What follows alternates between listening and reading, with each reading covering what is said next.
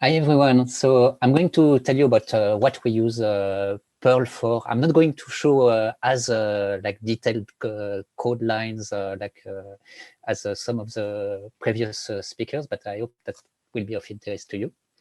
So first, a few words about why we created Open Food Facts, and the reason is that it's impossible to choose the best product. If I ask you what is the healthiest product in this shopping aisle, for instance, you would have to turn all the packages and look at nutrition facts table and take notes and do some computation, and it's going to take years. And if I ask you which one is the best for the planet, it's even much harder. There is a lot of information on those products, but it's very difficult to digest. It's very difficult to read, and you have to speak multiple languages and all that. So we thought that there might be a better way, and that's the reason why we decided to basically create a Wikipedia for food products. And so we stole all the good ideas from Wikipedia and also from OpenStreetMap. So we copied like the license, the open data, the non-profit things, the fact that it's collaborative, it's made by everyone and for everyone.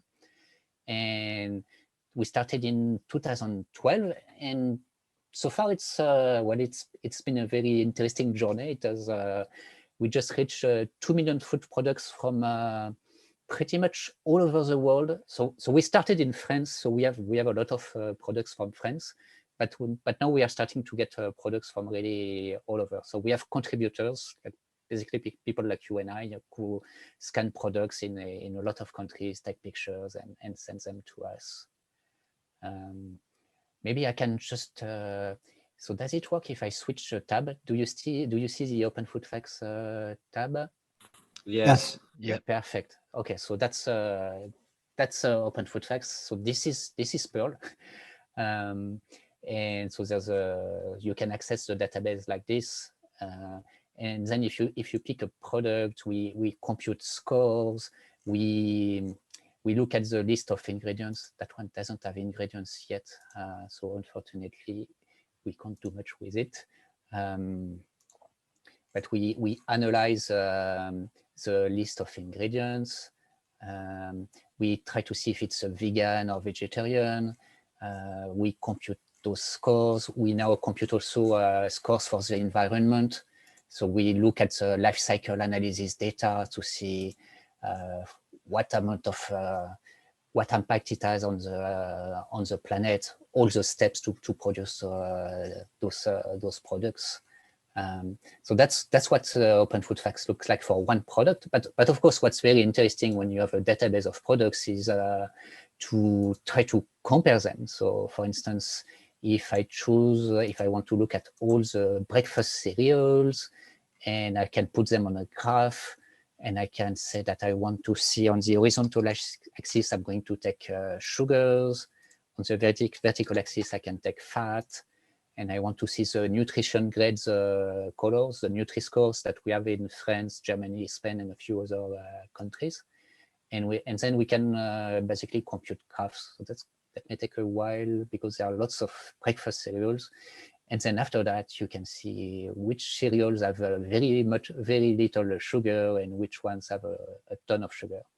And actually, I'm at the 40% sugar. So all those points here are more than, some of them are more than half sugar in the package. So coming back to the presentation, and of course, we have a mobile application to access the data and also to contribute the data. On the left, it's our current application. And we are building a new one using Flutter so that we can have one code base for both Android and iPhone. So as I said, it's very much like Wikipedia and OpenStreetMap. So we are a non-profit. For 8 years, all of us were volunteers. Now we managed to find some budget, and we have 4 employees. And everything we do is open. So all our code is open source, of course. All the data we produce is open data. We don't sell anything. Everything that we do is free. And the data has been reused by a lot of other applications, and also something that is very much very pleasing to a lot of our contributors. The data is used by many scientific studies. So it's kind of neat to think that when you scan products and take pictures or write some Perl codes, then you can help to advance the state of the art and maybe hope to invert that growing epidemic of obesity that we have all around the world. So now I wanted to show you. So we use Perl a lot for pretty much all the backend of our project. So I wanted to tell you a little bit in more details about what we do with Perl. So the first part, what we started with was data acquisition, getting all the data for all those products, all the ingredients, all the nutrition facts and all that. So we get some data from users directly, from our mobile application, from the website. Now we get more and more data from producers directly, and that's where we found that it's actually quite a nightmare, because each producer, even the big ones, they have very bad data in. They use that thing called XML a lot. You may have heard of it, and it's very difficult to understand. But they use pretty much everything, Excel, etc. So we have a producer platform to try to get their data and get it into something that we can use. We also use a lot of.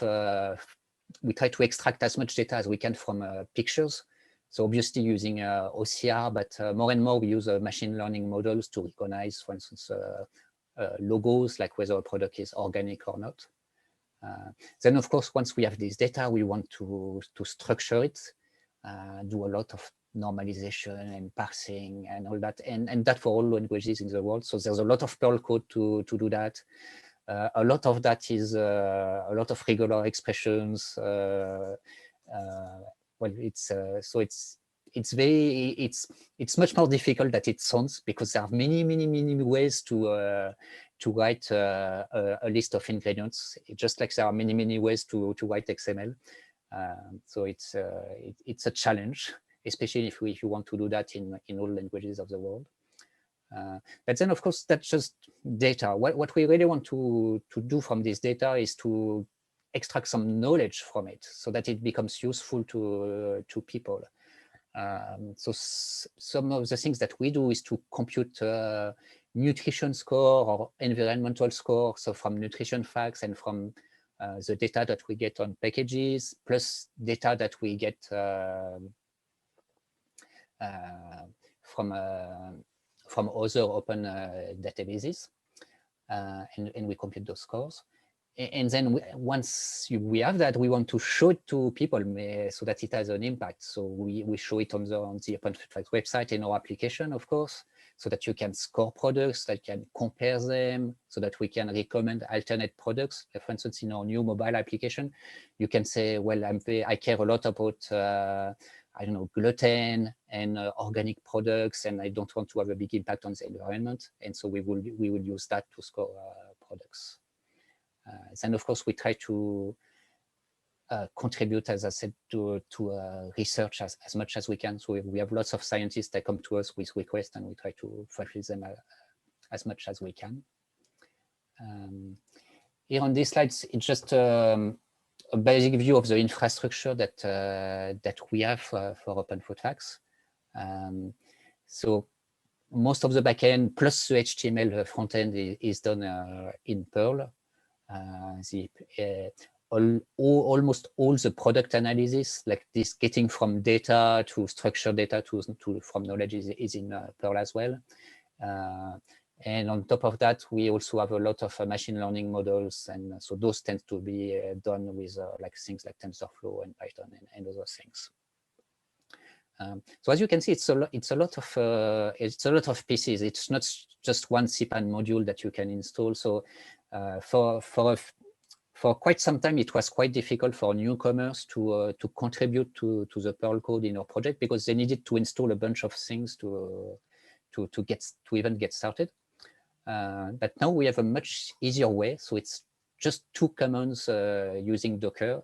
And that will basically install your small, like a small open food facts on your computer with a small amount of products.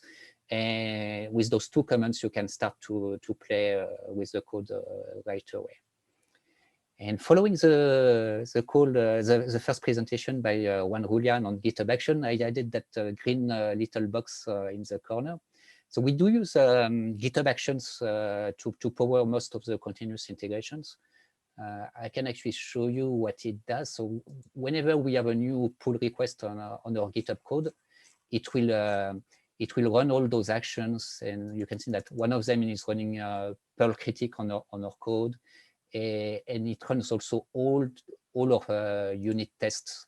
And as Juan Julian mentioned, in GitHub Action, you can install all the modules that you want. So we install a bunch of things so that we can run our test.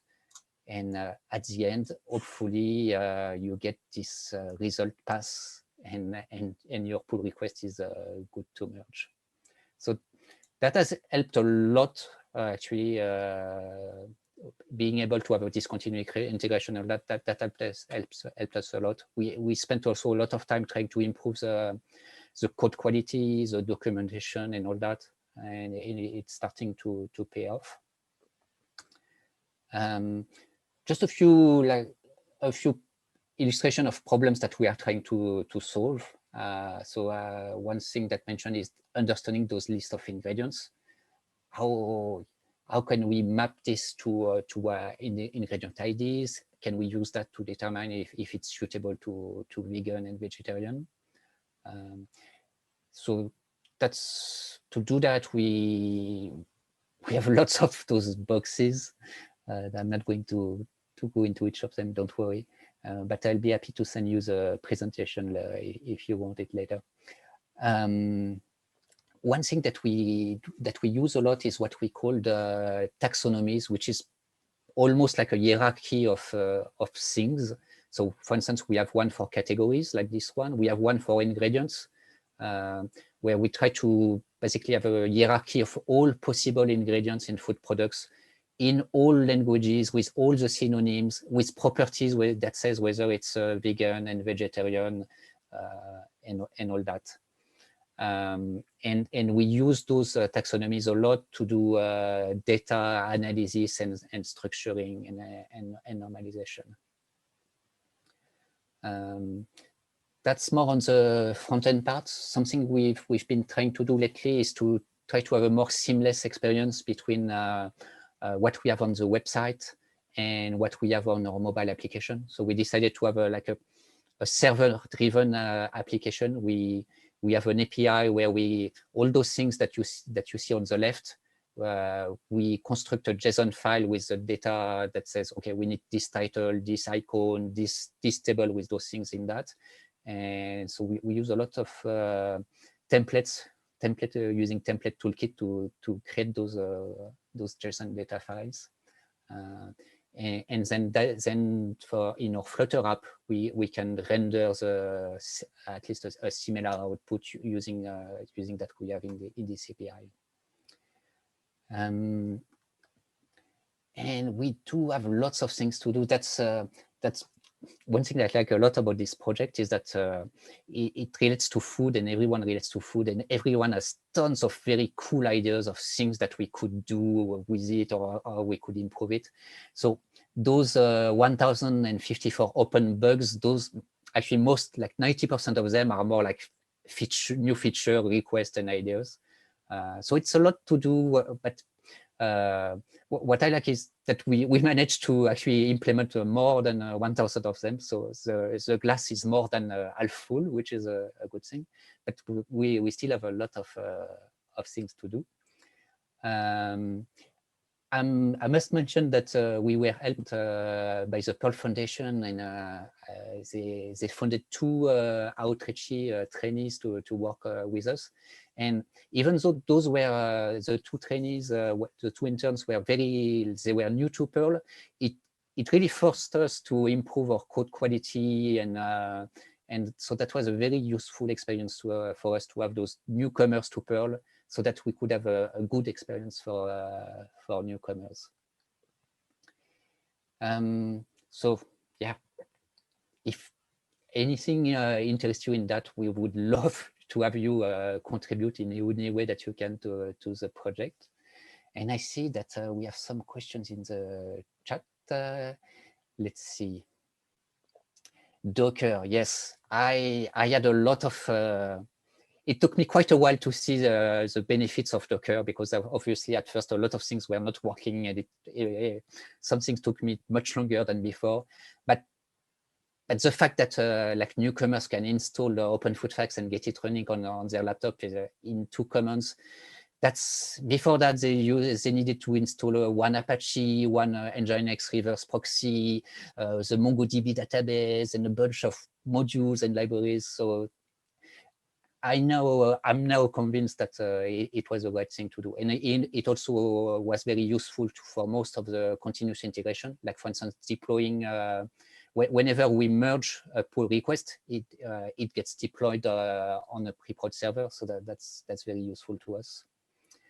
How do we handle versions of products? That's a very good question. Right now, we keep all revisions of products. So we, like for some popular products, we have a lot of revisions, but we don't necessarily know if the product has changed or if we just have more data. So we have one project to recognize what is like a revision of a single product and what is a new version, but that's something quite complex to do.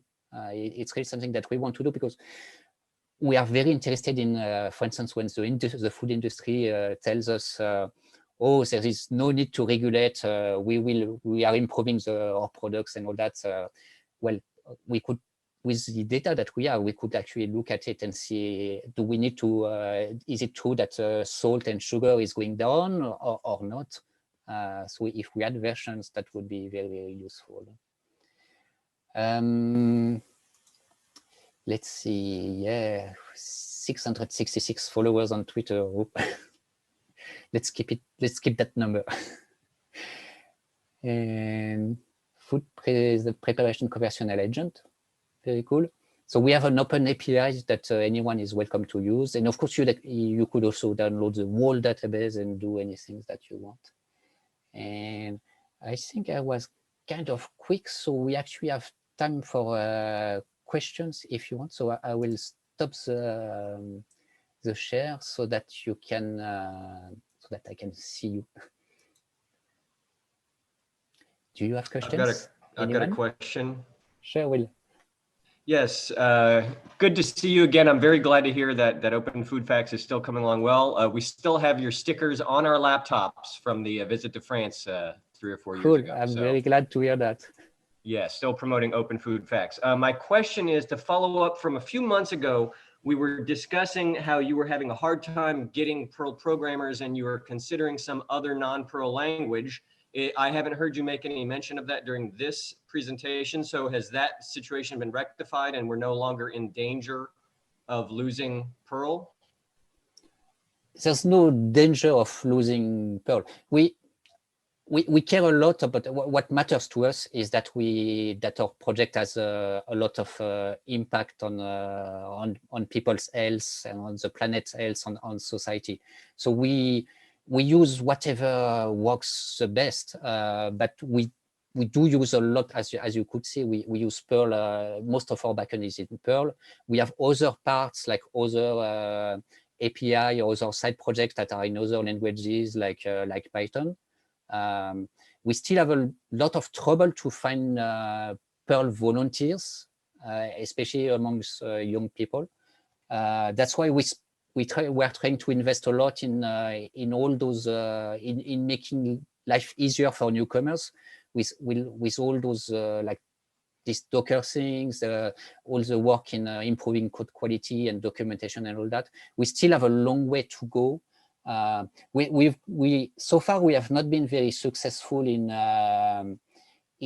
having like a very experienced Perl programmers to join us. We have a few that join us over the years, but not that many. I know everyone is very busy with their own projects, and days have only 24 hours, right? So yeah, but we are very pragmatic. I mean, we our goal is not to use Perl everywhere. If some things can be done in an easier and quicker way in other languages, that's fine with us. This is Anton. I have a question. Mm-hmm. So I mentioned in the chat with one of my students, we're trying to make a conversational agent for food preparation, not necessarily food facts, but more like, what should I cook? Like I want to cook 10 Mediterranean dishes in the next 7 days, what are the recipes or something like that.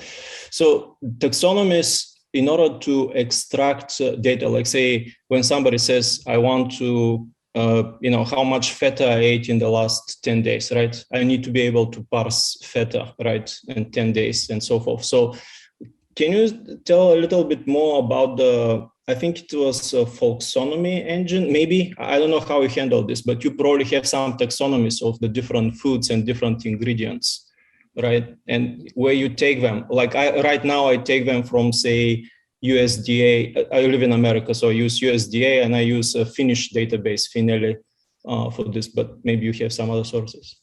Yeah, so USDA has a database of generic foods, like things like I know, leeks or beef or things like that. Our database is more about like food products that you can actually buy, like things that have a barcode. In terms of taxonomies, we built over the year a huge, basically a huge tree of all the ingredients that we could find in the list of ingredients in package. That's how we constructed it. We constructed it from the data itself. So we looked at what were the most common strings, and then we started to create on GitHub a big taxonomy, trying to see, okay, this string means this in this language, so it's a synonym of that, and so that's how we are constructing things. Our approach has really been to like a data first approach. We get a lot of data, and we let people enter anything that they want in any fields, and then after that we try to make sense of it.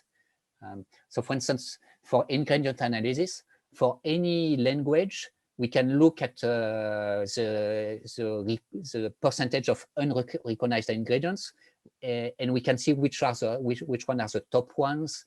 And either it's an ingredient that we don't know about, or we don't know that particular synonym, so we can enrich our taxonomy with that. Or maybe that language has some a different way, like of combining words. A big issue, for instance, is things like when you have palm and olive oil. Like, is it palm plus olive oil or palm oil and olive oil? So we try to create a lot of parsing for that. That's where, by the way, a place where unit tests are very, very useful, because it's very easy to implement a new parsing feature that breaks something else that was working before. So we have a lot of code to make sure that we do improve the parsing and algorithms, and that we don't break things before. Thank you. This was very insightful. I would say this bottom-up approach you described for the building taxonomy, it's quite a lot of work. I would love to leverage it if it's possible. Again, I'm doing this in Raku. You mentioned that you have API, so I should be able to use the Perl functionalities. Yes, I personally am not. I'm personally not that interested in Perl, to be honest, but Raku, yeah, I mean, it's like my big problem related to what you said. My big problem right now is that Raku is actually not that fast when I use it to parse taxonomies, right? This is actually a known thing, but regex is in Raku are much slower, say 10, 50 times slower than Perl. This was actually a reason for me to consider moving to Perl, but I decided against it. Anyway, yeah, thank you. This was very insightful in audio description. Yeah. Thank you, Anton. Yeah, regarding performance, I must say that, for instance, for whenever we improve our taxonomy or algorithms, we run the ingredient processing on our 2 million products, and it takes a couple of hours, and it's all in Perl. So that, at least the the Perl performance has never been an issue for us. Memory issues, yes, we have some memory leaks that we still haven't found the cause of, but in terms of raw performance, Perl has been perfect for us. Okay, sorry, you mentioned, since you're mentioning this, how many languages, natural languages, like, you know, French, English, what languages do you have? Or your unit tests, in what languages they are? So for ingredient analysis, we have been mostly focusing on English, French, and some close European languages like Spanish, Italian, Dutch, German, but the quality becomes less and less in those languages. We need native speakers to work on that. It's quite difficult for me. For instance, I don't speak a word of German, so it's very difficult for me to improve the quality of the German analysis for ingredients, for instance. And German tends to be a glutative. They have these long words connecting and stuff. Right. Yeah. Thank you. Those compound words. Yes, that's an issue. Okay. A GitHub issue queue that could use some Perl dev help. We do have on top of yeah. I'm going to share one in the chat. Thank you for that. Any more questions or anything? Or